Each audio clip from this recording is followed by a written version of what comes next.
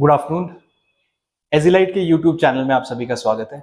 आज general studies paper 2 international relation से एक इंपॉर्टेंट टॉपिक को हम यहाँ पर डिस्कस करेंगे।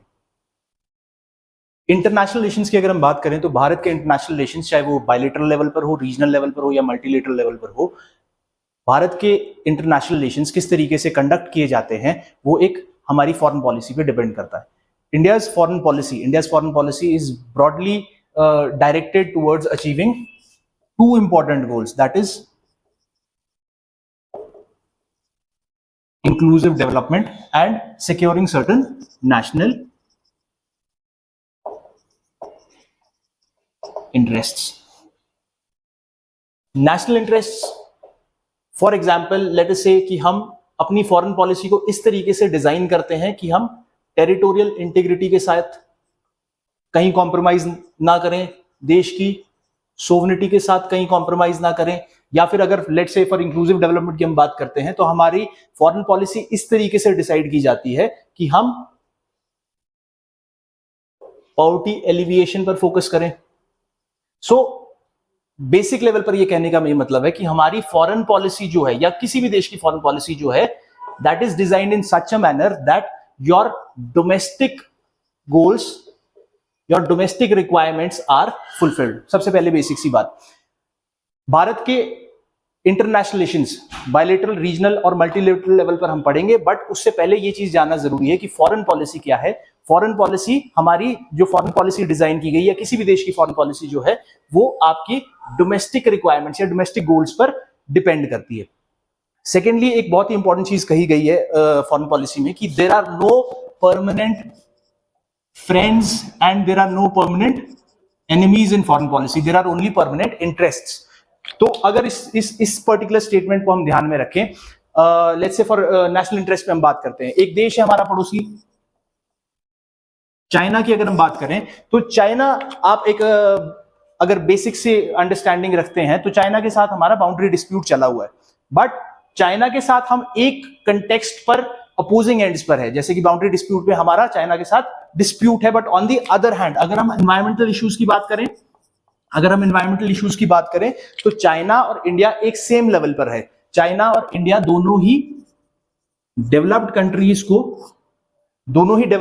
को कहते हैं कि कॉमन बट डिफरेंशिएटेड रिस्पॉन्सिबिलिटीज के तहत आपको अपने कार्बन एमिशंस को कम करना पड़ेगा। तो there are no permanent friends and there are no permanent enemies, there are only permanent interests. In case of foreign policy, there are only permanent national interests and we are supposed to take care of our inclusive development.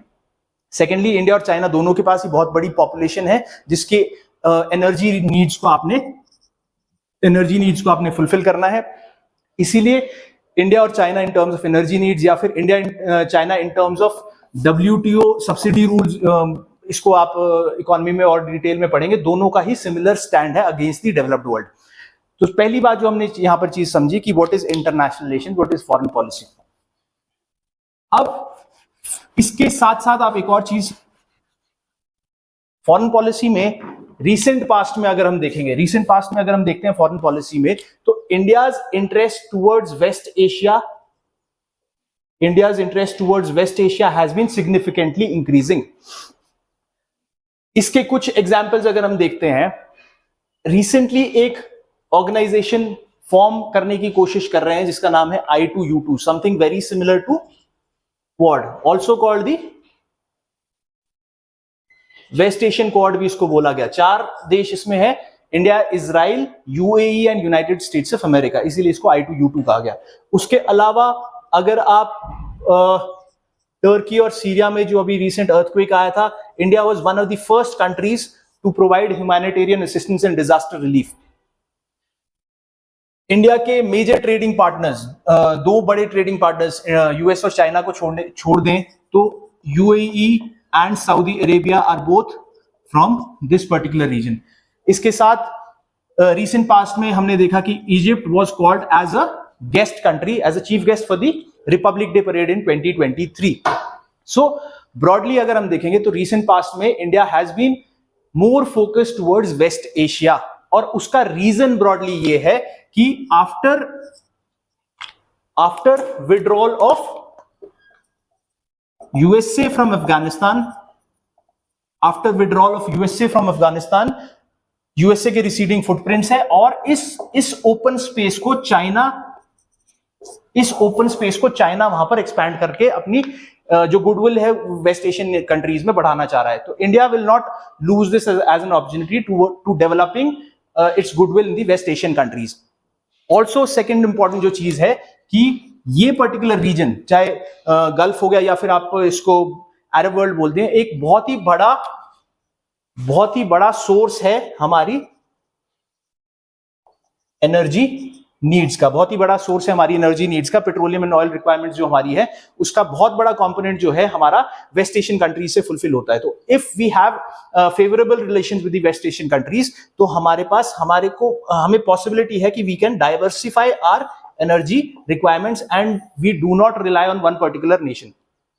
तो India recent past में क्या कोशिश कर रहा है कि waste Asian countries के साथ बहुत ही अच्छे रिलेशंस को डेवलप, बायलैटरल रिलेशंस भी हो और चाहे रीजनल लेवल पर भी अगर हम बात करें तो इंडिया गल्फ कोऑपरेशन काउंसिल के साथ भी एंगेज कर रहा है, organisation of Islamic cooperation OIC के साथ भी एंगेज कर रहा है, या फिर रिसेंट थोड़ा आप सेंट्रल एशिया में जाएंगे तो एससीओ में भी एंगेज कर रहा है. तो India has been expanding towards the west. इसी संदर्भ में आज हम एक इंपॉर्टेंट नेशन देखेंगे, इजिप्ट. इंडिया एंड इजिप्ट के बायलैटरल रिलेशन जो है उनको हम आज यहां पर डिस्कस करेंगे.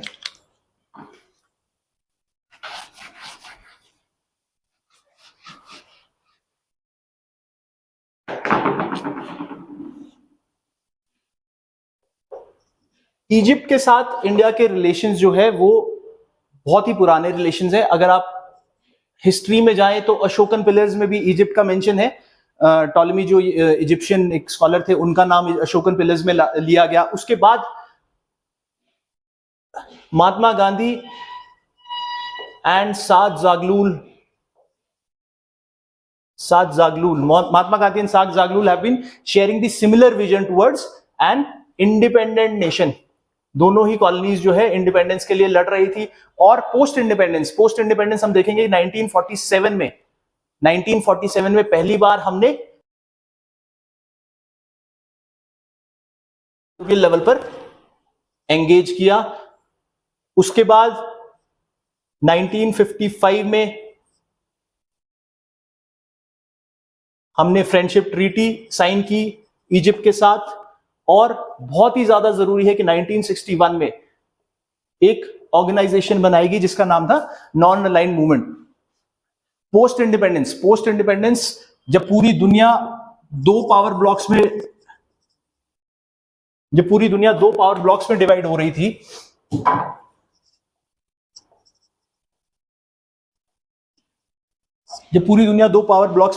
थी, उस समय कुछ न्यूली इंडिपेंडेंट कंट्रीज जिसमें यूगोस्लाविया, इंडिया, इंडोनेशिया,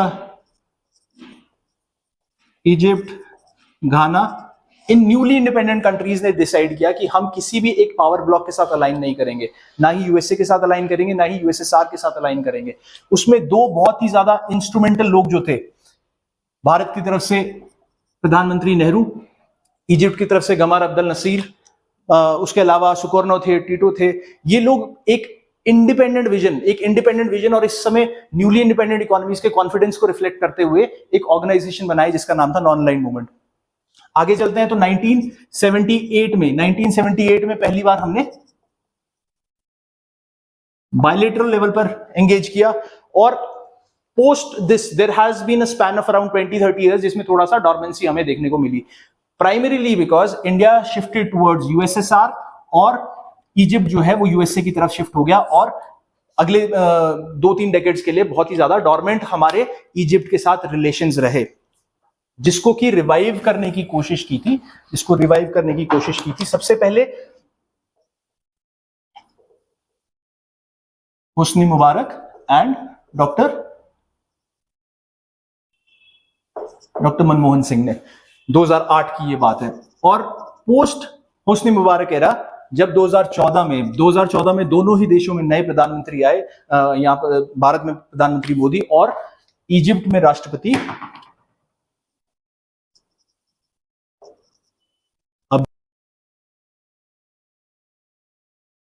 इनको रिवाइव करने की कोशिश दोनों ही देशों ने की।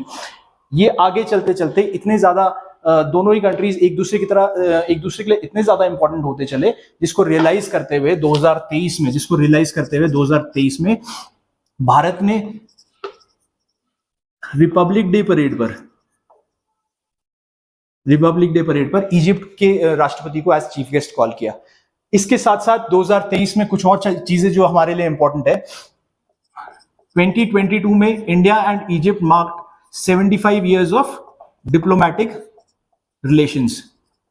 इसको सेलिब्रेट करते हुए हमने एक पोस्टल स्टैंप रिलीज किया था।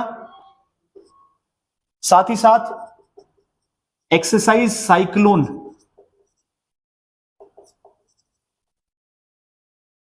जैसलमेर में कंडक्ट की गई इन जनवरी 2023, और दोनों ही कंट्रीज के लीडर्स ने ये चीज एस्टैब्लिश की कि we will be elevating our bilateral relations to strategic partnership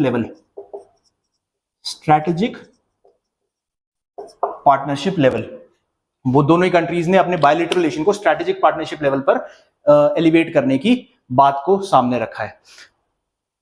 अब समझने लायक बात जो है वो ये है कि अगर इतने साल से हमारे बायलैटरल रिलेशंस डॉर्मेंट थे, अगर इतने सालों से हमारे बायलैटरल रिलेशंस इजिप्ट के साथ डॉर्मेंट थे, तो ऐसी क्या सिचुएशंस में चेंजेस आए कि we had to revive our relations with Egypt. सबसे पहली बात यह है कि जियोपॉलिटिकल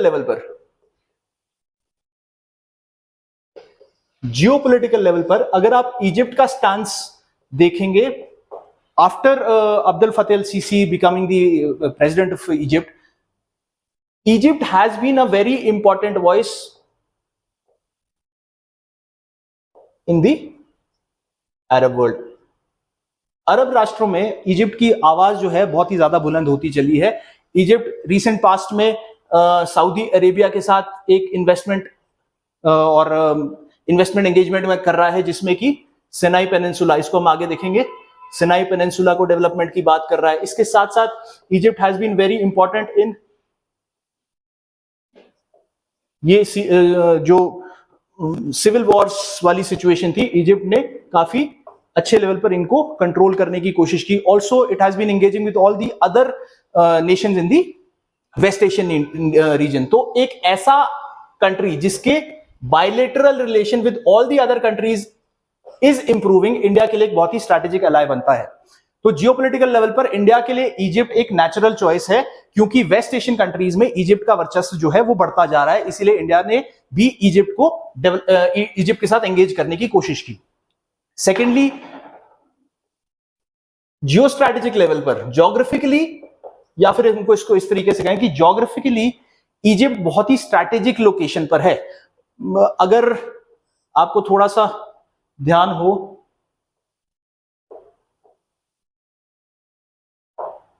ये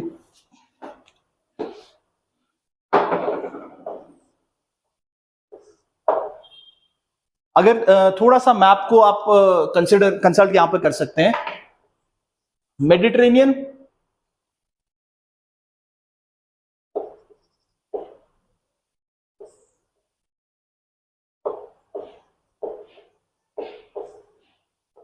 this is where Egypt is located on the world map. This is where Egypt is located on the world map.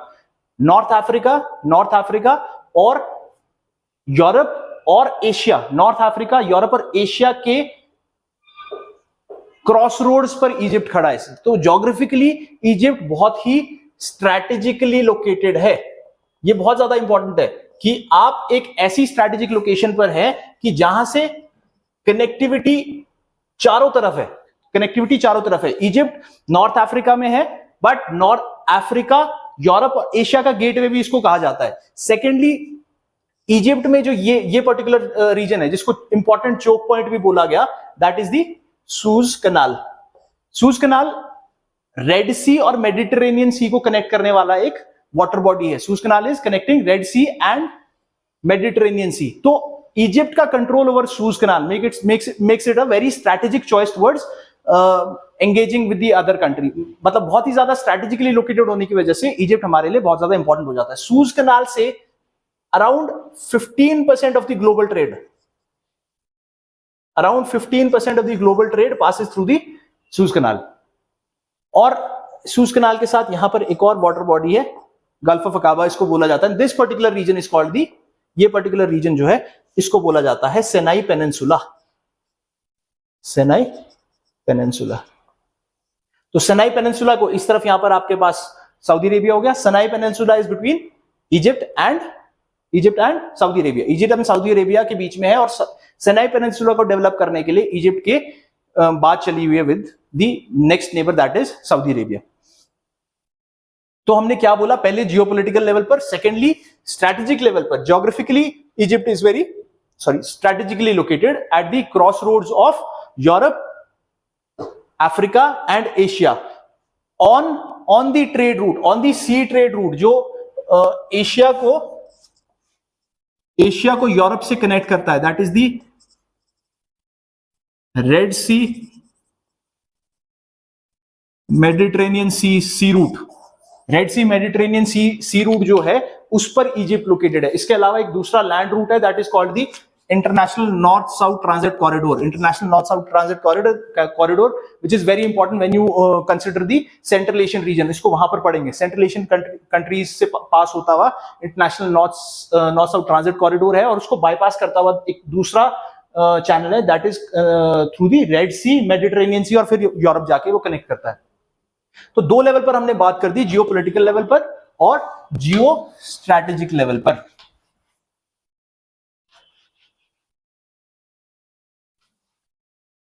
Economic level पर अगर हम बात करें, third is the economic level. Economic level पर हम देखते हैं तो इजिप्ट एक बहुत बड़ा मार्केट है और हमारे बायलैटरल रिलेशंस 2021-22 में हमारे बायलैटरल ट्रेड रिलेशन जो है that is around $7.2 billion and it has seen a increase of around 75% from the last year. तो बहुत बड़ा जंप है ये बायलैटरल रिलेशन में because India has started to engage with Egypt. Concerns primarily अभी सिर्फ यही है कि इन्फ्लेशन की वजह से बहुत बड़ा increase in terms of bilateral trade relations अभी हमें रीसेंट फ्यूचर में देखने को शायद ना मिले, बट काफी अच्छा मार्केट है और उसको टैप करने के लिए India as investment and India as market, IT और फूड के लिए एक बहुत बड़ा एक्सपोर्ट मार्केट इजिप्ट कंसिडर किया जा सकता है. अगर आपको थोड़ा सा इकोनॉमिक लेवल पर जब हम इन्फ्लेशन की बात कर रहे हैं तो इस चीज को भी यहीं पर देख लेते हैं. Egypt is a net importer of food grains और सबसे बड़ा इंपोर्ट जो है इजिप्ट का वो यूक्रेन और रशिया से आता था. बट वॉर के बाद इंडिया को इजिप्ट को फूड सिक्योरिटी इश्यूज को फेस करना पड़ा and at that point India was one of the important countries जिसने इजिप्ट को वीट एक्सपोर्ट किया. इंडिया ने वीट एक्सपोर्ट किया, तकरीबन टन्स वीट हमने इजिप्ट को एक्सपोर्ट किया जिसकी वजह से हमारी गुडविल और ज्यादा बढ़ती रहती है. देखो इंटरनेशनल रिलेशन में यही चीज को यहां पर हम एग्जांपल के तौर पे इसको ऐसे भी यूज कर सकते हैं कि दो किस्म की पावर है, hard power and soft power. Hard power is primarily military and economic. Military and economic power को अगर यूज करके आप अपने जो ऑब्जेक्टिव्स हैं उनको सेटिस्फाई कर रहे हैं तो that is called hard power. Second part is soft power. Soft power में हम क्या करते हैं, परसुएड करते हैं दूसरे कंट्री को. हम दूसरे कंट्री को परसुएड करते हैं कि वो हमारे हिसाब से अपने डिसीजंस को कंडक्ट करे. This hard power is generally involuntary and therefore short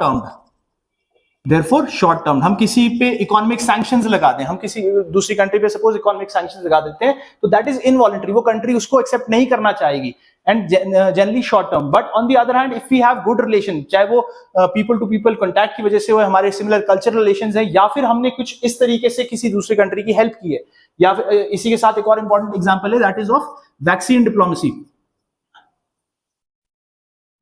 diplomacy. Covid के समय India was one of the important countries जिन्होंने कोविड वैक्सीनेशन को होल्ड नहीं किया और ऐसी अंडर डेवलप्ड और डेवलपिंग कंट्रीज को वैक्सीन को पास किया ताकि हम ऐसे एपिडेमिक पर कंट्रोल पा सके। तो this is our soft power and India in the recent past has been using both these elements और इसको कंबाइंड बोला जाता है स्मार्ट पावर। इसको कंबाइंड बोला जाता है स्मार्ट पावर। तो हमने अभी तक जियोपॉलिटिकल लेवल पर देखा, जियो स्ट्रैटेजिक लेवल पर देखा, इकोनॉमिक लेवल पर देखा और अब इंडिया इजिप्ट के बायलेटरल रिलेशंस का एक बहुत ही important element that is our defence relations with Egypt. Atmanirbhar Bharat की बात करें या फिर defence indigenisation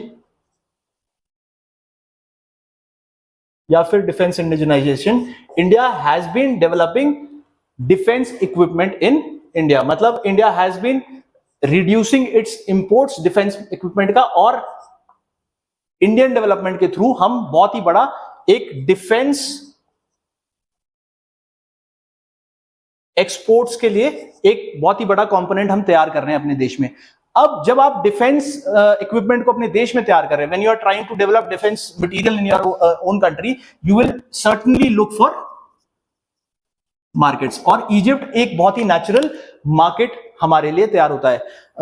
Indian defence ministry ने काफी कोई 42 कंट्रीज के आसपास पूरी दुनिया में ऐसी आइडेंटिफाई की है जिनको हम अपना इंडिजिनसली डेवलप्ड डिफेंस इक्विपमेंट जो है हम एक्सपोर्ट करेंगे and Egypt is one such country. Also Egypt ने इंडिया के लाइट कॉम्बैट एयरक्राफ्ट तेजस इसकी डिमांड की है, ध्रुव लाइट अटैक हेलीकॉप्टर। इसके अलावा अभी भी हम रिसेंटली बॉडी सूट्स जो है वो इजिप्ट को एक्सपोर्ट कर रहे हैं। तो इस तरीके से इंडिया और इजिप्ट ने दोनों ने ही को प्रोडक्शन पे बात कर रहे हैं, defence agreements on training and defence exercises, ये दोनों ही काम इंडिया और इजिप्ट इस लेवल पर कर रहे हैं। तो ब्रॉडली अगर हम इंडिया और इजिप्ट के बायलेटरल रिलेशंस को देखें तो इंडिया एंड इजिप्ट के bilateral relations are on a upswing. हम पॉलिटिकल लेवल पर एंगेजमेंट बढ़ती जा रही है, हमारी डिफेंस कोऑपरेशन बढ़ती जा रही है, इकोनॉमिक लेवल पर कोऑपरेशन बढ़ती जा रही है और it is very natural strategically located ally जो कि नॉर्दर्न अफ्रीका में प्लेस्ड है। तो इसी के साथ हम ये पर्टिकुलर टॉपिक जो है हम खत्म करेंगे। आशा करते हैं आपको ये पसंद आया। एक छोटा सा होमवर्क आप सभी लोगों के लिए, इंडियन ओशन में कुछ इंपॉर्टेंट चोक पॉइंट्स कहे जाते हैं, कुछ इंपॉर्टेंट चोक पॉइंट्स हैं। आप इन चोक पॉइंट्स को, मैं यहां पर लिखता हूं, आप इन चोक पॉइंट्स को मैप पर लोकेट करेंगे। First is the Strait of Hormuz, कहां है बाबल मंदीप, कहां पर है, इसके अलावा मलक्का स्ट्रेट कहां है, बॉस्फोरस स्ट्रेट कहां पर है, locate Red C,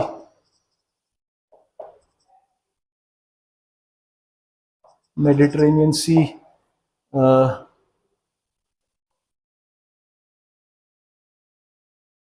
Gulf of अकाबा।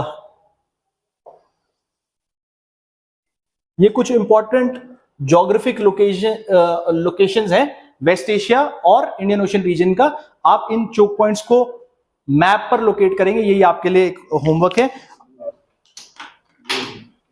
This is the Strait of Hormuz, Bab el Mandeb, Malacca Strait, Bosphorus Strait, Red C, Mediterranean Sea, Gulf of Aqaba and the Suez canal. इन सभी areas को आप map पर locate करेंगे और आशा करते हैं ये जो टॉपिक था ये आपके लिए एग्जाम्स के लिए हेल्पफुल रहेगा। आज के लिए इतना ही, धन्यवाद।